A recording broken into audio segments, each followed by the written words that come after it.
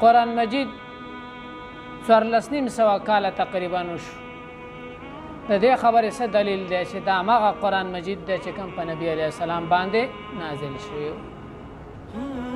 دې دپاره 3 خبرې دلیل کې ذکر کېږي. دا قرآن مجید څنګه موږ ته را رسېدلی دی؟ متواتر. تواتر سره د نبي علیه السلام د زمانې نه تر نن ورځې پورې را نقل کېږي. او کوم شی چې تواتر سره ثابت وي هغه څه شی وي؟ قطعي او یقیني وي. هغه کې شک شبهې گنجایش نه وي.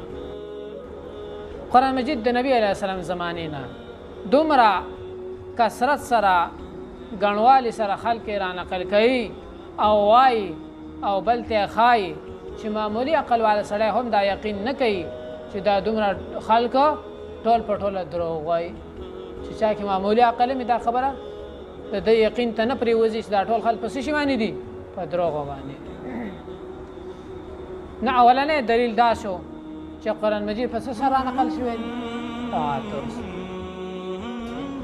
دویم دلیل دا چې نبی علیه السلام د زمانې نه واله تر ننې زمانې پورې لکونه کروڑونه مسلمانان د قرآن مجید حافظان دي. او نن هم په دنیا کې لکونه مسلمانان بچي، نوجوان، بوډاګان، زنانه د هغې په سینو کې قرآن مجید محفوظ دی. بلکې افریقا دغه بعضو ملکونو کې په کور کې هر څلورم سړی چې کوم دی هغه قاري وي. او دا د هغې رواج جوړ شوی دی چې زنانې هم قارې نه وي، سړي هم قاري نه وي، ماشومان حفظ زده کوي. نن سبا کروڑاو ته رسېدلي دي د حفظ کاریان. په خپل الله پاک وایي موږ چې کوم د قرآن شریف نازل کړی دی او موږ به د دې څه شی کوو؟ حفاظت کوو. او چې د کوم کتاب د نزول نه وقت نه واله تر ننې زمانې پورې دومره حافظان موجود وي او هغوی خپلو سینو کې د دې حفاظت کوي، نو د دې په محفوظوالي او اصلي کې هیڅ شک شبه نشي کېدلی. قرآن مجید د حفاظت ذمهواري الله پاک اخیستې او د حفاظت وعده یې کړې ده. نو خامخا دا قرآن مجید هماغه دی چې کوم په نبي علیه السلام باندې نازل شوی و. پس دا وعده چې کوم د الله پاک کړې وه او دا نن ورځې پورې دا قرآن مجید محفوظ دی او د قیامته پورې به انشاءالله دا محفوظ به وي. ځکه د حفاظت وعده چا کړې ده؟ الله پاک کړې ده. بل قرآن مجید چې نازلېدلو دعوی کړې ده چې داسې کلام څوک نشي جوړولی.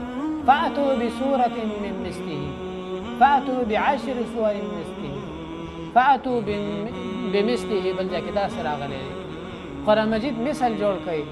قرآن مجید یو لس سورتونو مثل جوړ کوي. نو قرآن مجید د یو سورت مثل جوړ کوي. دا دعوی کړې ده او دې دعوی په باندې تر ننې ورځې پورې چا سره مقابله ونه کړه. عرب ځان ته څومره قابل خلک وایي، نو قرآن مجید مثله نشي جوړولی، صورت هم نشي جوړولی. چې پی ایچ ډي هم وکړي په ادب وکړي، نو قرآن مجید د یو ورکوټي صورت عمره هغې مثل نشي جوړولی.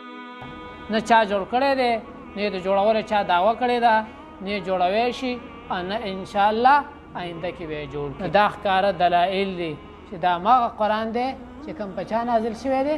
په نبي علیه السلام باندې نازل شوی دی.